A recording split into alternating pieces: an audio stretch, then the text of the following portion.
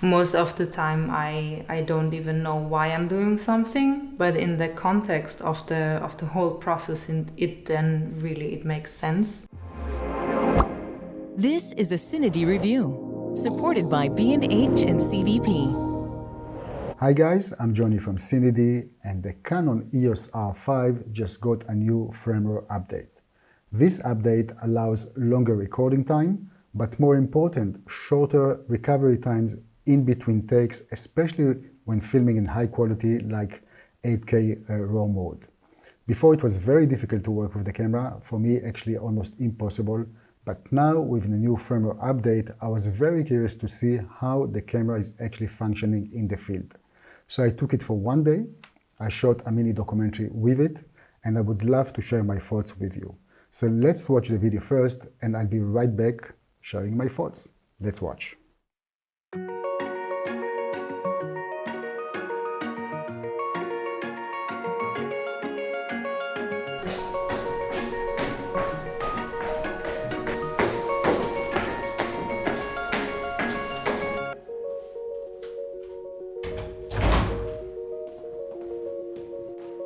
My name is Anna Maria Kowalski, and I'm 29 years old, and I'm an artist, I would say.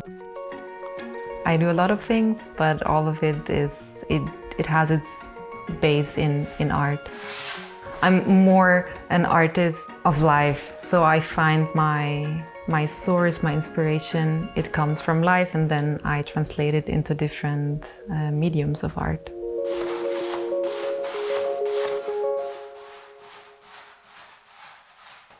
I never know what my paintings will be like. But I don't control the painting. It just happens. Most of the time I don't even know why I'm doing something, but in the context of the whole process, it makes sense. I think it's really important for me not to know exactly what I'm doing, so it just can happen without me and my ideas interfering. I'm a musician and I'm a visual artist, and I don't make the separation. For me, it's just the same. It's just a different mode of translation, but basically it has the same essence.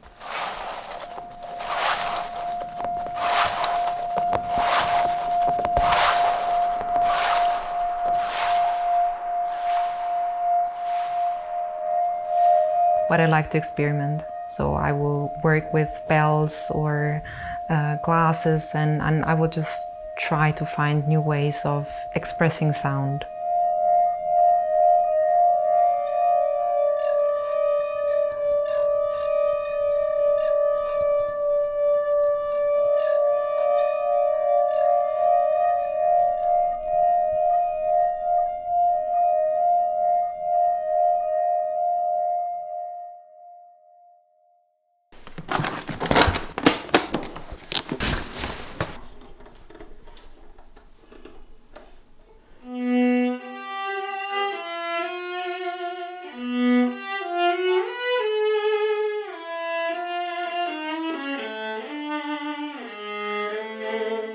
I have a very complex relationship with music, and especially with playing the viola, as it's the only thing that I really learned, and where I was told how I'm supposed to do it, and where I wasn't allowed to just let it happen. So this is why it feels least natural to me.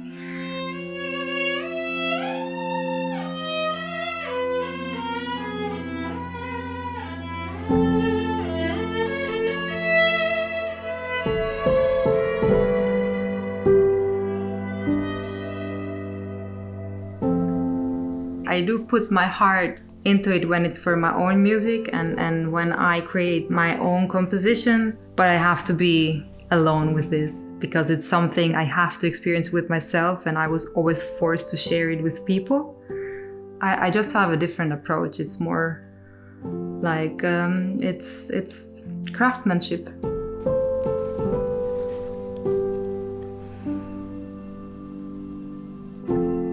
My father has taught me to to be honest, because he wasn't.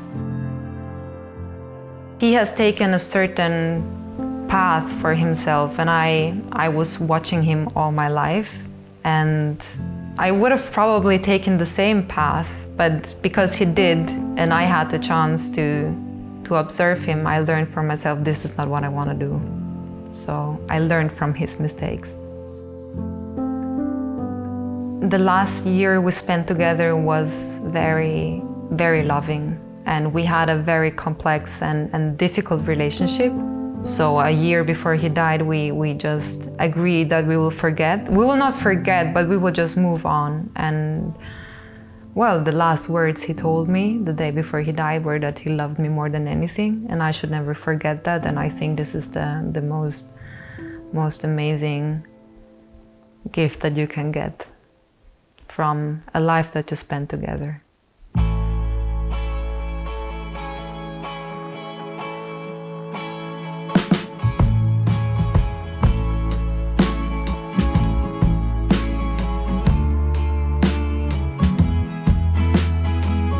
My art, for me, is my place of grounding.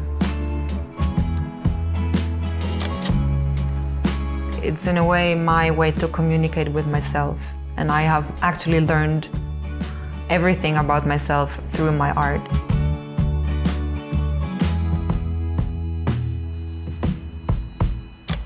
Photography for me, what I like about it is I see something and then I try to capture it into a frame, and I give it my own frame and my own space, but the beautiful things are already here. So this is one of my favorite spots to be and to take photos because of the beautiful reflections, and this is just something that I like most, just finding beautiful places and capturing them. And I enjoy this journey, and I know it will transform, and I'm very curious, so I want to go deeper. I want to grow as a person, and I want to be able to put this into my art and give it to people.